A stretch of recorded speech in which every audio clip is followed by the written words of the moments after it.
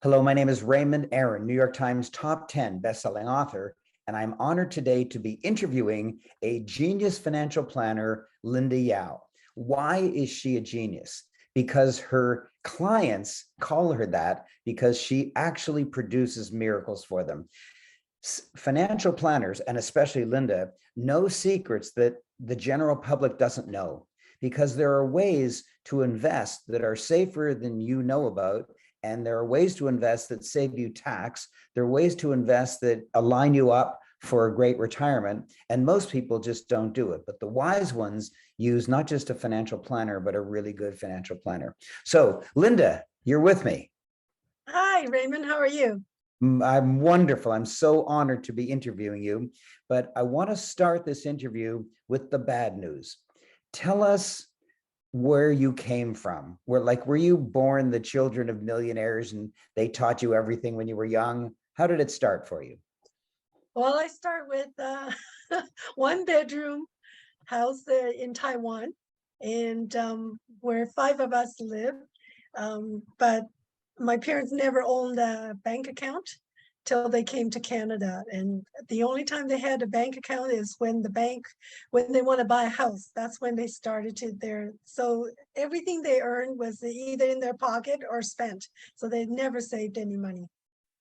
So you didn't learn anything from them, and you started out in your career, and were you dazzlingly brilliant financially right from the start? No, I was horrible at it. No matter how much I earned, I never saved any, and I end up just having my RSP, which is just the company, contribution and my little bit of my contribution.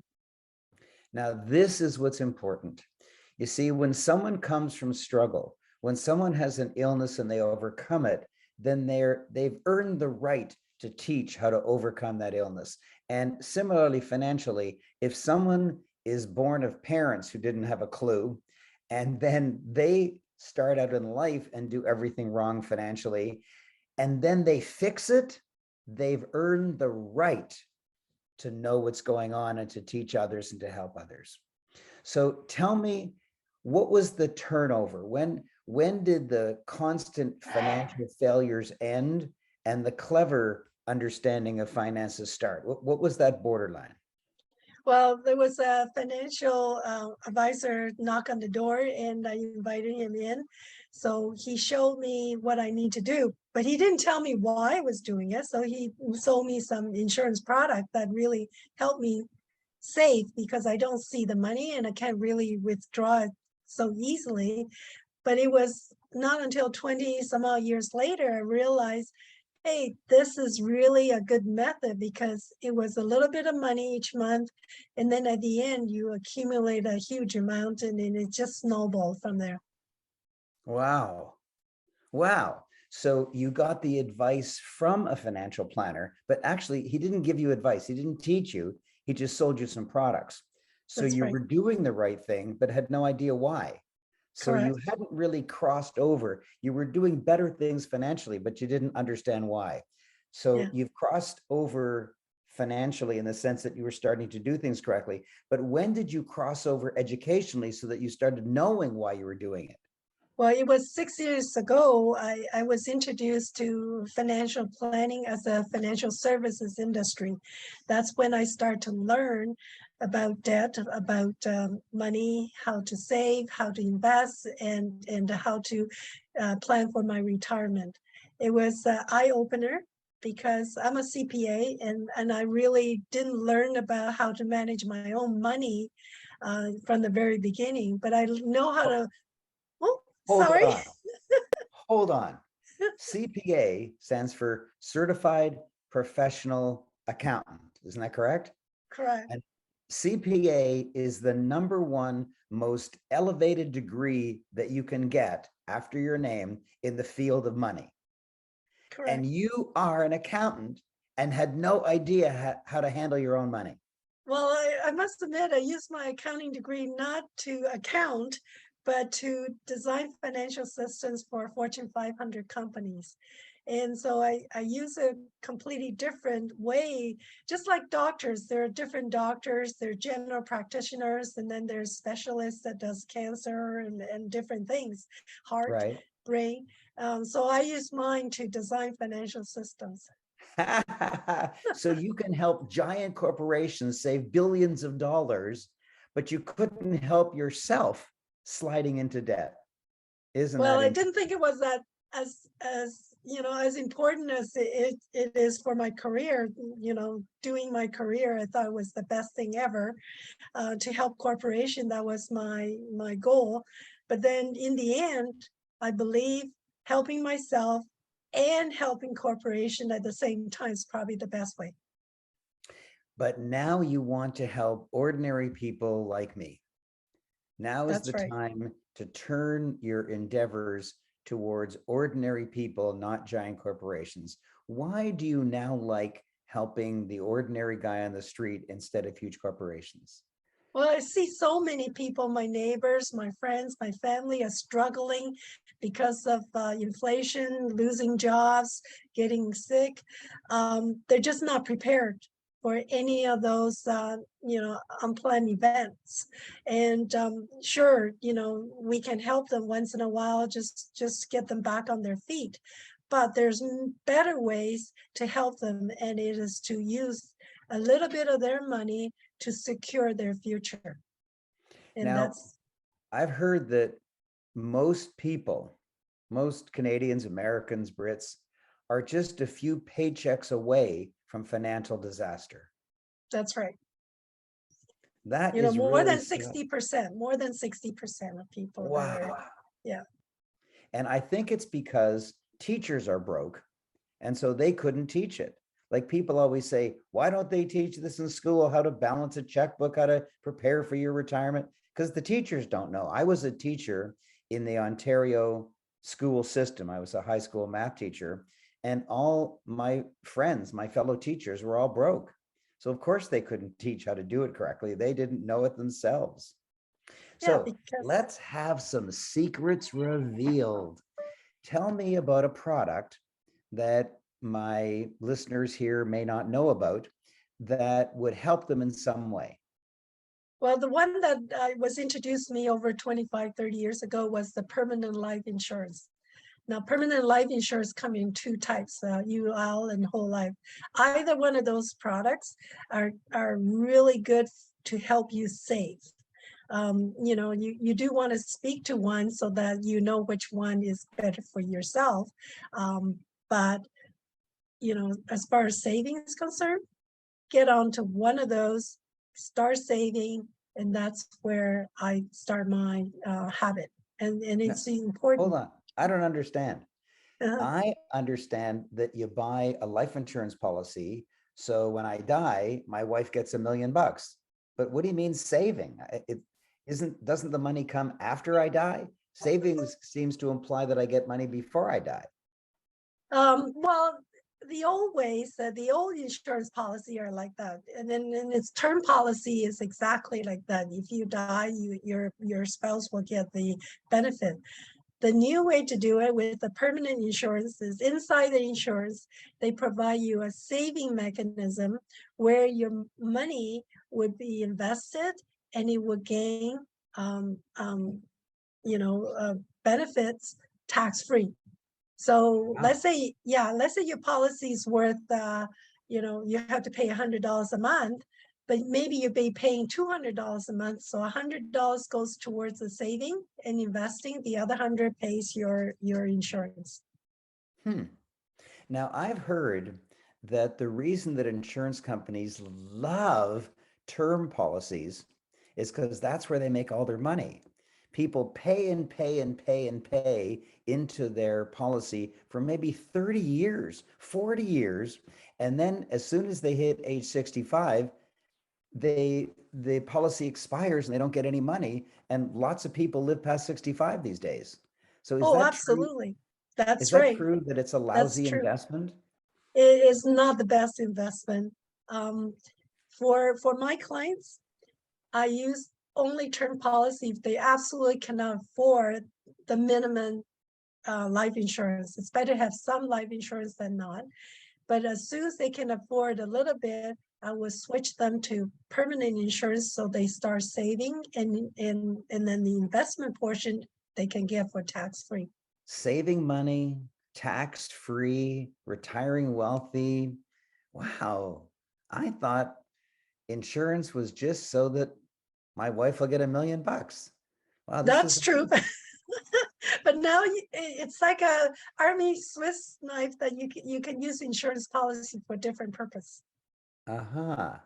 Well, I have a lot of insurance and some of them has expired because I'm 77 years old. Like I can't have RRSPs any longer. I'm too Right. old to have RRSPs. Who the heck are they? I feel young and vibrant. Who the heck are they to say that I can't have an RRSP? Heck, Joe Biden is, I don't know, in his 80s and he's the president of the United States. And here I am, 77. I'm not allowed to have an RRSP. Strange. Right. Strange. Wow. Okay, tell me something else that's interesting that our viewers may not know about. In the investment portion, you can select your own investment if you select the universal life. The whole life, you have no choice. The company will help you, and that's why there's more management fee there. But universal life, you can select your own investment, so that will help you to either be very aggressive or to be a little bit of setback, so that you don't see all the volatility. Okay, quick questions. Yeah. Can I invest in crypto? No. You said with the universal life, I can direct my own investments, but Right. probably not crypto. But I No. hear that I can't even buy real estate. There are equity funds, so that comes probably pretty close, but not. Oh, I see. Yeah. I can buy into a fund or a company that owns Right. real estate instead of Correct. owning the title to the real estate itself. Correct. Ah, Yeah. okay, I guess that's safer. Yeah. Yeah, the fund It is managers. safer because now you're not isolated with one fund. You have multiple funds in a group fund. Well, you are a tower of wisdom, and I really appreciate. I know you quite well, and I've been amazed many times at how you've corrected me and how you've enlightened me. I'm very, very impressed, particularly since you learned all this in just 6 years. Yeah, I know. So That's a lot of learning. I'm very, very impressed. And you are interested in more clients. Is that right? You're willing to take on more clients? Yes, I would like to take more clients at this point. Yes. Okay. But I So only can take a few because I am very detail oriented, and I would love to learn about what my clients dream about retirement, what their dreams are. My clients will have the budget to suit their dream retirement instead of having their dream retirement fit into their small budget. So it's worthwhile to plan and then come up with the budget that you need for your retirement. Yeah, money's kind of tricky. There's something that has puzzled me. If I ask somebody what they want, they typically say, I want to be a millionaire. I want to be a millionaire. That's kind of the iconic number that they imagine that will lift them out of any financial problems they have and give them financial liberty for the rest of their life. However, these days, the interest rates are so low. In a savings account, you get like 1% interest. Well, 1% interest on $1 million is $10,000. Who the heck can live on 10, not 10,000 a month, 10,000 And a a year. year. So $1 million is like the biggest financial number anyone can think of. And yet it equates to $10,000 a year, which you can't live on. It's like even double that is still under the poverty line. That is weird. That's How, very weird. where did this start? What advice could you give me where people think that $1 million is so amazing and yet it's nothing? 10, 15, 20 years ago, you need about $500,000 to retire. Today, minimum is about $1 million. It is true. But as time goes on, the inflation takes on. This $1 million, really, you probably need $2 million or $4 million to retire. So it is not really relevant. I think it is more relevant for you to know what you want during retirement, so you know how much that you need to save and invest to come up with the number, because nobody knows this number that they need to. No, they And don't. you need to figure it out so that you can work towards it. Some people may need to get a second job. Some people may need to just do a better job in their investment. All depends where they are right now. 70 years ago, when I was a little boy, my parents bought their first home, and it was in a new subdivision. They were all excited. And there were two houses, two kinds of houses in the subdivision. One was a bungalow, which means one story, for $14,000. And the other was a two-story for $14,200. And my dad said to me, and I still remember 70 years later, he said, no house in Toronto will ever be worth $14,200. And so he bought the bungalow. You can't even buy a garage door for 14,000 now. You can't buy anything. Wow. Yeah, similarly with my dad, he had the opportunity to buy a townhouse, which is around 25,000. And then he had opportunity to buy a single house for 27,000. And he decided $2,000 was too much a gap. So he decided to buy the 25,000. And then of course the single house went up to over $1 million. The townhouse Yes. was, 500. Wow. Who knew? Who Who knew? knew? Now, I understand that you can take on only a few clients because you put such dedication and care, a huge know your client ethic. So tell me who your perfect client is. My perfect client is someone who's working with a decent salary, but who feels that they cannot save. They just don't have enough either habit or enough aspiration to save, because everybody wants to get something today. But there's not a lot of people will say, well, I save a little bit for tomorrow, and they don't know how. And this is where I can come in and help them to start create this habit, but painlessly. So you're looking for a person or a family with a decent income, but they just don't have the discipline or the habit to save. And maybe they've got lots of friends who blow their money every month, and so they get into the habit of doing what their friends do. Okay, Right. I understand. Yeah. How can they reach you? Let's say they are considering becoming a client of yours because they want to effortlessly save and get into this tax-free thing and have a good retirement. How do they contact you? They can send me an email to Linda at amoneymastermillionaire.com. Okay, Right. Linda, you've been a wonderful, wonderful guest, and I'm going to leave the last word to you. What would you like to leave as your last word on this show? I would love to see more clients, and I would love to see you. And thank you so much, Raymond. Your inspiration, and I just love your mentoring sessions and your 10-10-10 program, which helped me wrote my first book, and just overall, I just blossomed under your wings. Thank you so Wow. much.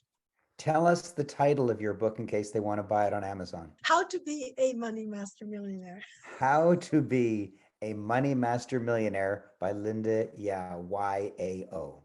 So buy her book, give her a call. She can really help you. Thank you very much. Bye-bye. Thank you, Raymond. Bye-bye.